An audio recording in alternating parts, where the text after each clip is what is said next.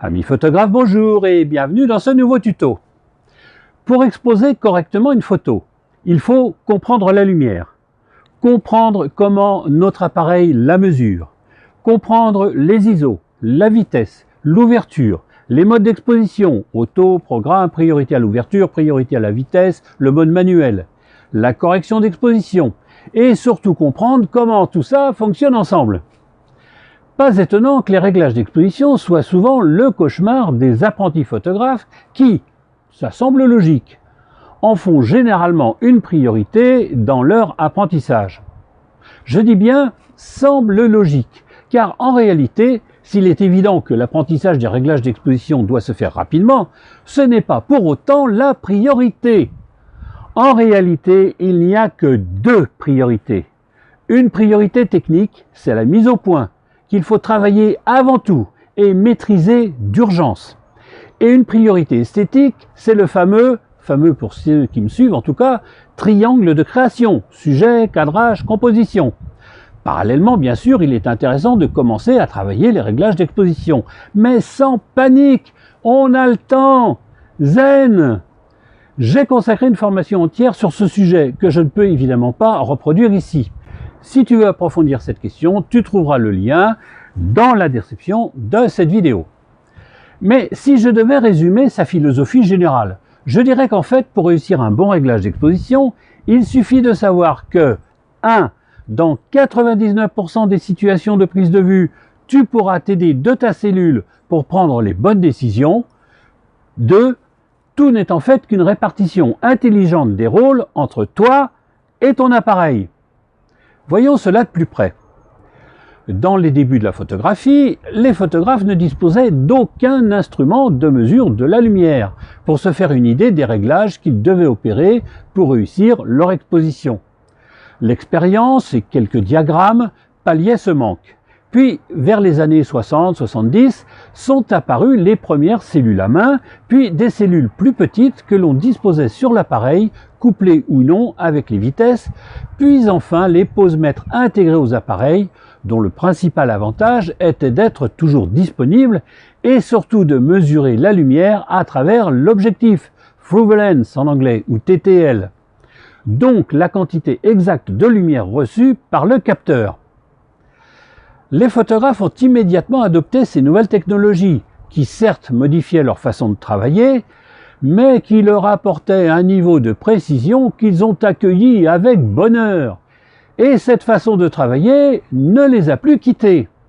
Aussi, même en mode manuel, qui semble être le saint graal pour beaucoup de débutants, les photographes s'aident de leur posemètre, se positionnent par rapport à lui, l'interprètent, détectent ses éventuelles erreurs, façonnent leur image en accord ou en opposition avec ces données qu'ils affinent pour aboutir au résultat convoité. En un mot, tu n'es jamais seul. Le posemètre est toujours partie prenante dans tes décisions en matière d'exposition. Une bonne exposition n'est donc plus une science réservée à une élite, aux virtuoses du boîtier, aux Mozart du déclencheur, mais une technique où le photographe a constamment à ses côtés l'aide dont il a besoin. Sachant cela, la décision que tu dois prendre à chacune de tes séances de prise de vue, c'est la façon dont tu vas répartir les rôles entre toi et ton appareil. Laisseras-tu l'appareil tout gérer pour toi? Vas-tu partager les décisions avec lui? Ou préfères-tu tout gérer toi-même? Il n'y a pas de bonne ou de mauvaise façon de faire. Tout dépend en réalité des conditions de prise de vue. Pour faire court, plus tu débutes et plus les conditions de prise de vue sont faciles, plus tu pourras, d'un point de vue technique, faire confiance à ton appareil, en mode auto, voire partager avec lui quelques décisions, en mode programme. Inversement, plus tu es expérimenté et donc plus tu pourras photographier dans des conditions délicates de luminosité, ou en raison de tes choix esthétiques, plus tu devras imposer certaines contraintes à ton appareil, voire même en prendre totalement le contrôle. L'erreur des débutants, c'est justement de vouloir apprendre à gérer tout de suite l'exposition dans des conditions de prise de vue trop difficiles pour eux, et donc de vouloir maîtriser l'exposition comme un pro sans avoir aucune expérience. Ce n'est pas de leur faute. La plupart des formations leur dit que c'est comme ça qu'il faut faire. Je ne suis pas de cela. Je t'engage plutôt à apprendre à marcher, avant d'envisager de participer au marathon. Personnellement, j'ai une philosophie à ce sujet qui se résume en quelques mots. Je ne m'implique dans les réglages que lorsque c'est utile, soit d'un point de vue technique, soit d'un point de vue esthétique. Et pour le reste, je laisse l'appareil prendre les décisions. Et je suis rarement déçu. Certes, il lui arrive de se tromper. Mais généralement, avec l'expérience, on arrive à déjouer les pièges en mettant en œuvre des fonctions et des techniques très simples qui permettent de corriger ces erreurs avant même qu'elles se manifestent.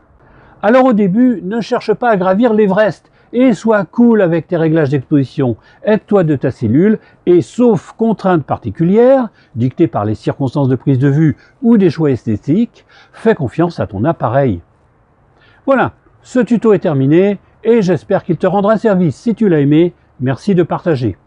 Et si tu rejoins cette chaîne, n'oublie pas de télécharger les 2 guides gratuits dont tu trouveras le lien dans la description de cette vidéo. Allez, je te dis à la semaine prochaine pour un nouveau tuto.